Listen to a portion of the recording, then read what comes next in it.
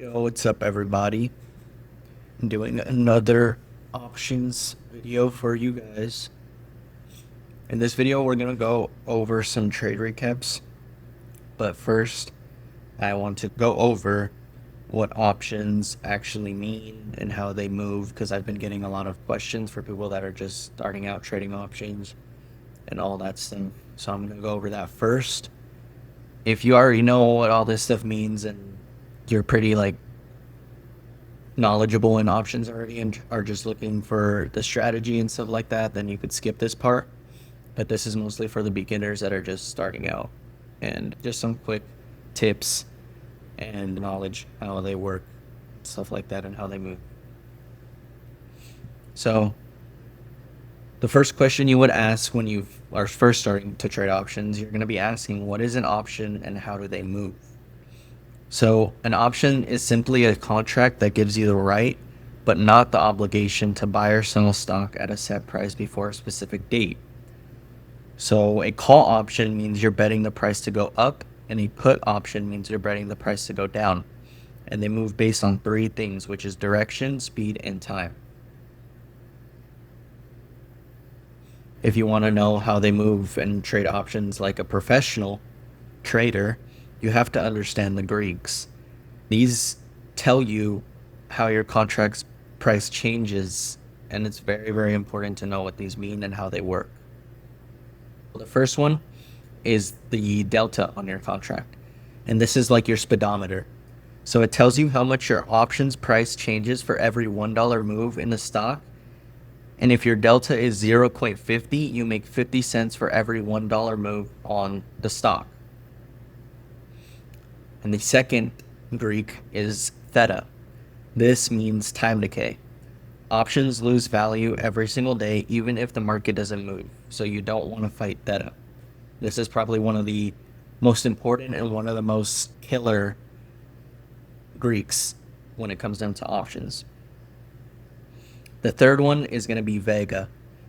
This measures volatility when the market gets crazy and IV spikes, which can be also crushed. When IV spikes or get crushed, it means that if your Vega is high, which means the IV is high, and they get crushed, your contracts will go down very, very low in value.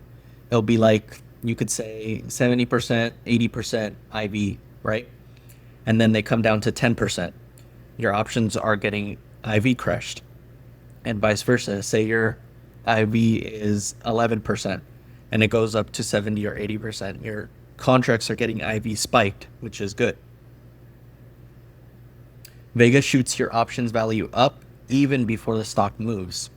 So if the IV decides to get spiked without even the stock moving a dollar or anything, your contracts will go up in value.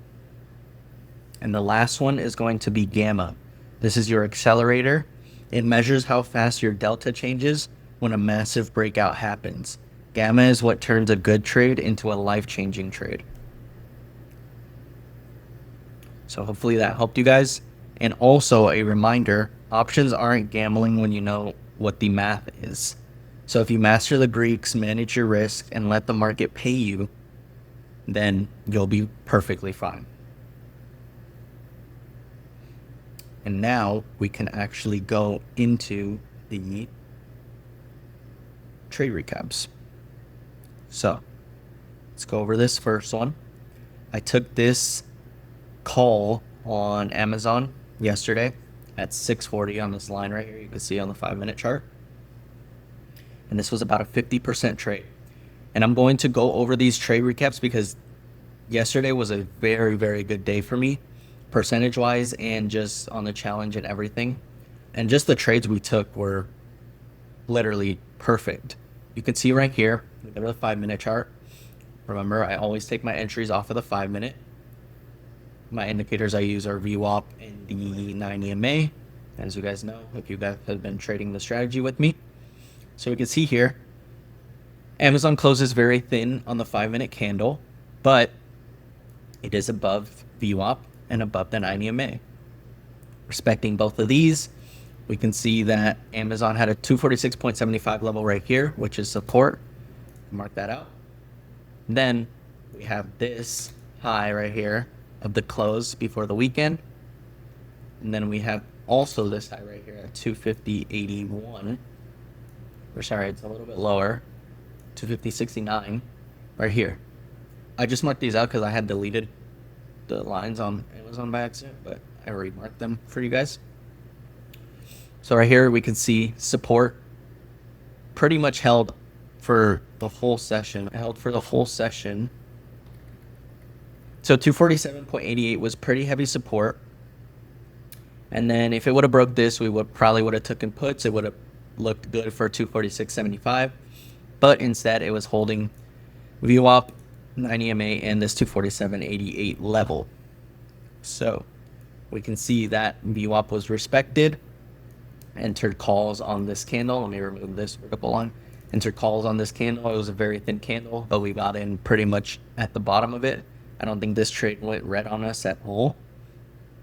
And then we got out at here, which was this top. This was about a 50% move. This was pretty much a 5-minute trade. And this was scalping pretty much, entries and exits within the 5 minute. It went from right here to the top. It was about $1.30 move. So that sent my contracts up 50%. And yeah, this was a very, very good trade, very good entry. I respected all my things that I was looking at. I respected this support level at 247. So it was okay for me to enter. And that was a banger 50%. Now we can look at another trade. This was NVIDIA. This was also yesterday. And then I'm going to go over the trade today as well. This was at 656 yesterday. Okay, wait. And this was puts. You can see right here, NVIDIA. This was a quick scalp as well.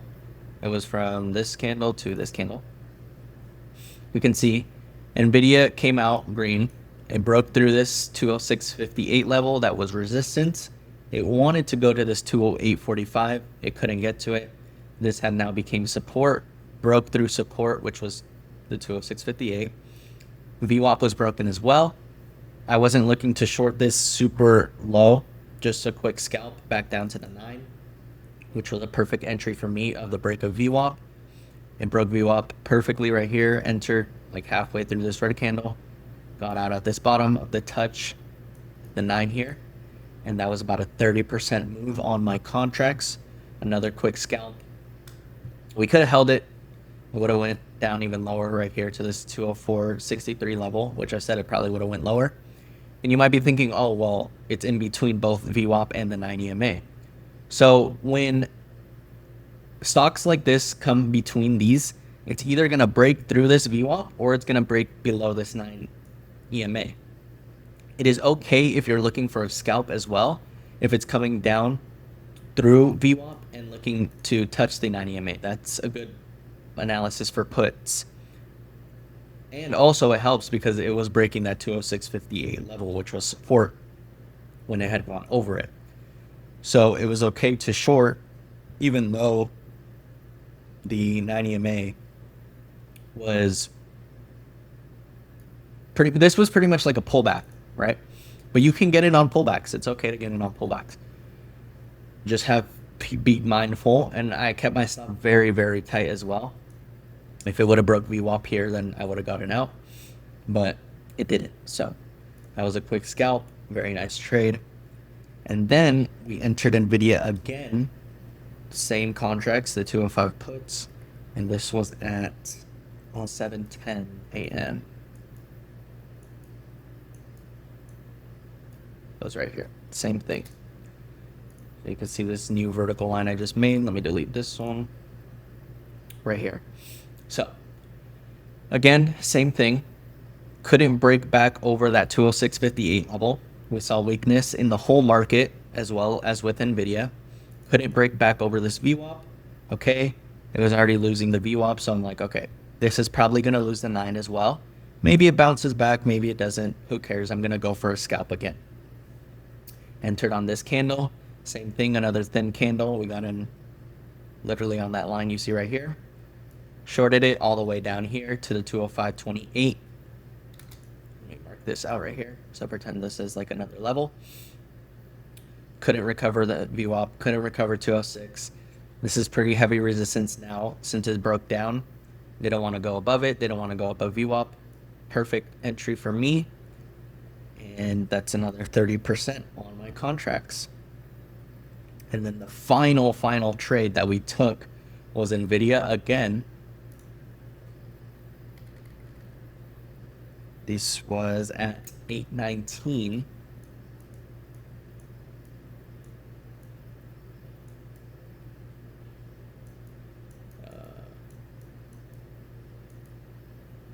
It's right here.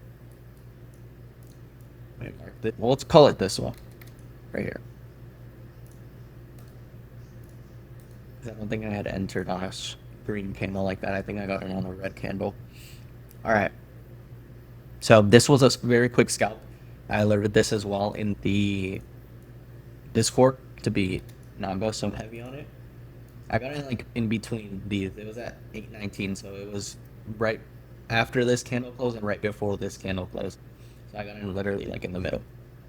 That's why I marked out 2 vertical lines. So pretend there's like a little candle in the middle here. But yeah, so entered NVIDIA calls. Now this was trending above the 9 EMA. It recovered this 205.27 level pretty nicely with this rebound of all green candles from down here to up here. It was about $1.46 move. Entered a calls, was just longing it to the break of the VWAP. Entry off of the 9 EMA. Everything 5 minute, all that stuff. And then I got out. It was on this candle, somewhere along this candle I got out. And it was about a 25% gain on my contracts. Well, that was another quick scalp as well. And then, let's go to the trade today, which was a banger. This was at 7:10 a.m.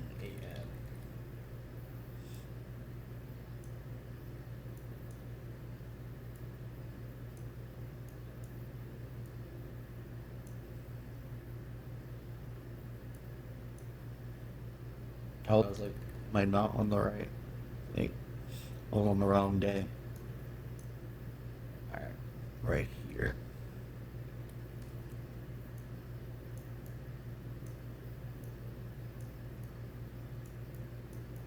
This candle here.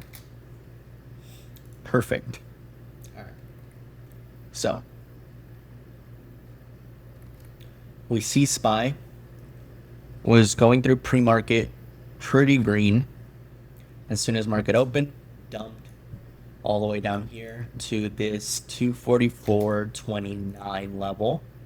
Actually, a little bit lower. This 244.19 level. Bounced off of this 244.19.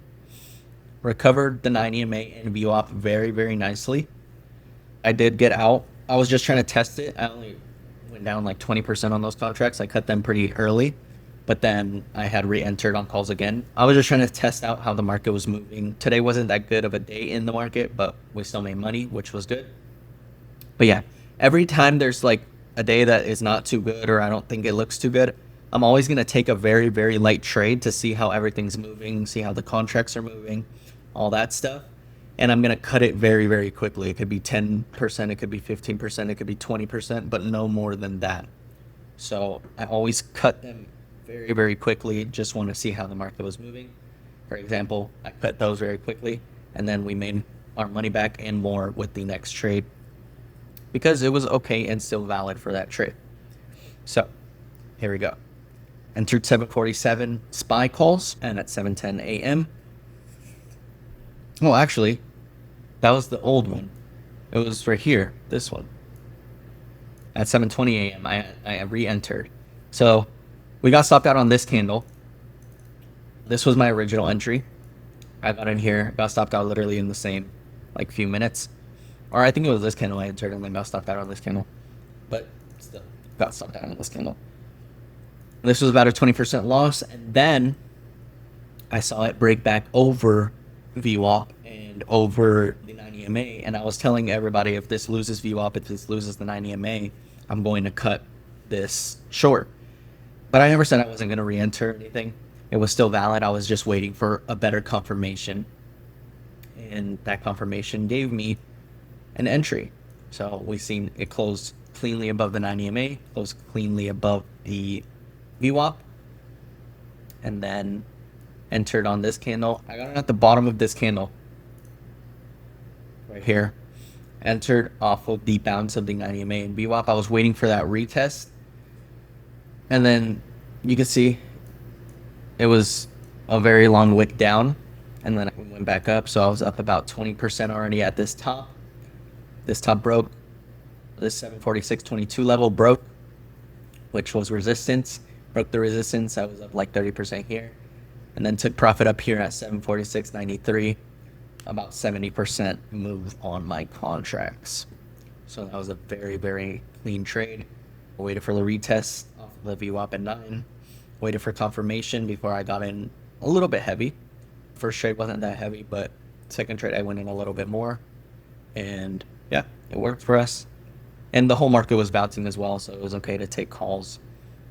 I like to look at the market in overall before I'm entering anything, especially SPY. If all like Mag 7 is moving up, then it's okay for me to enter.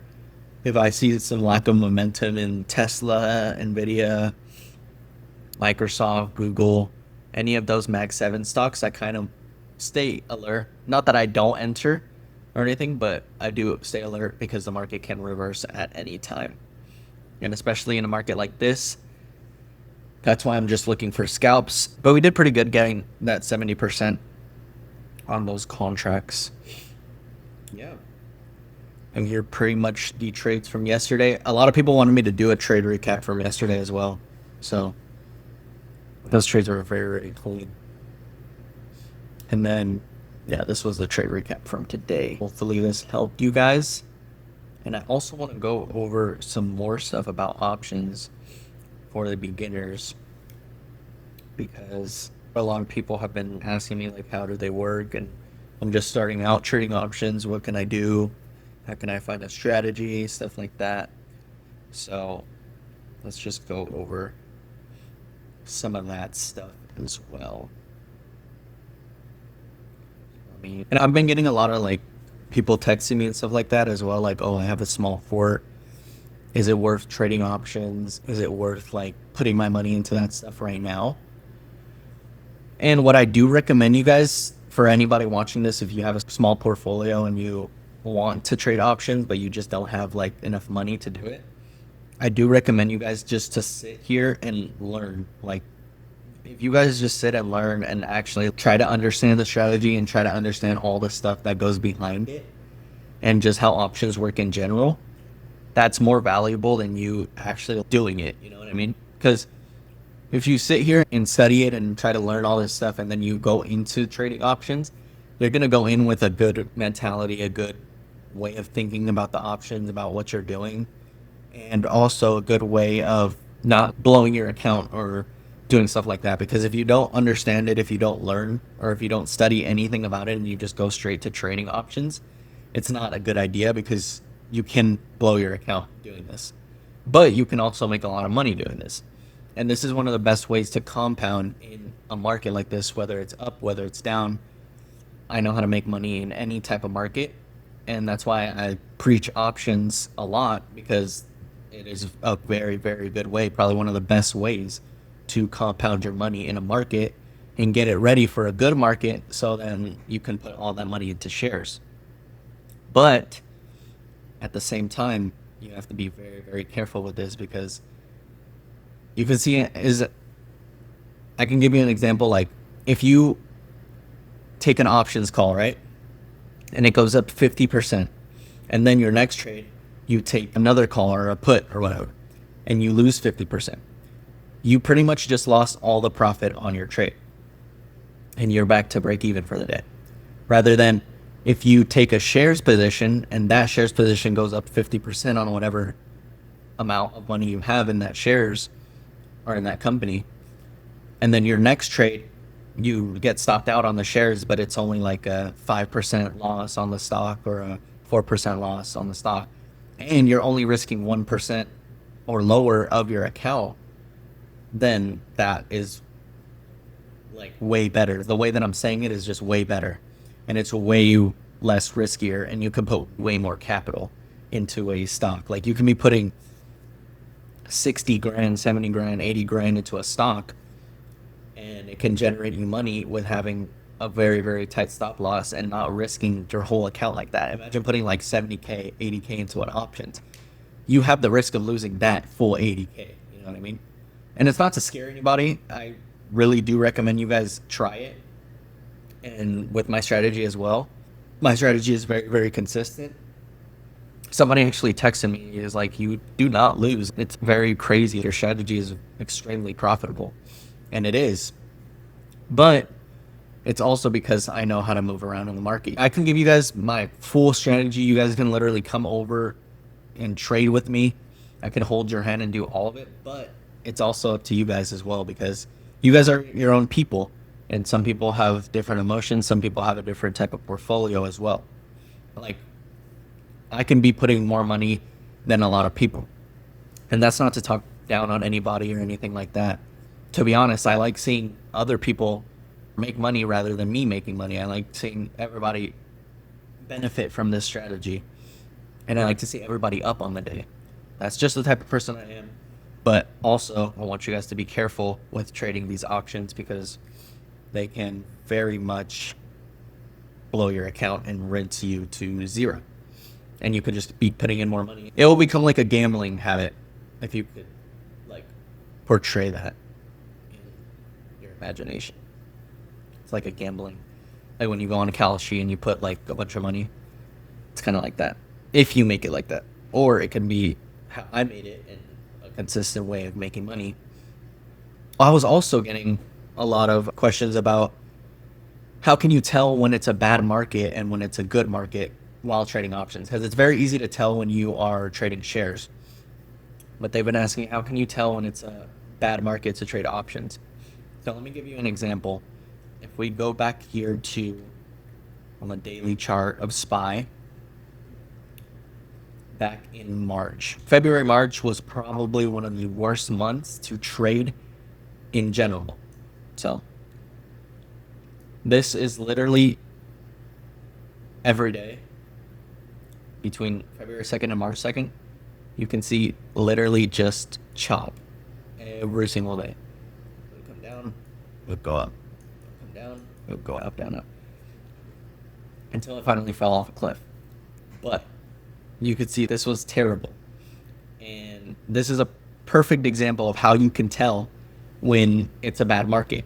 And not to say that we are in a bad market right now, but we are in a pretty decent market. It's not a bad market, but it's not a good market either. If I take off these drawings from SPY, you can see it's coming down, going up, coming down, going up, and then just sideways again, just like it was back here in February and March.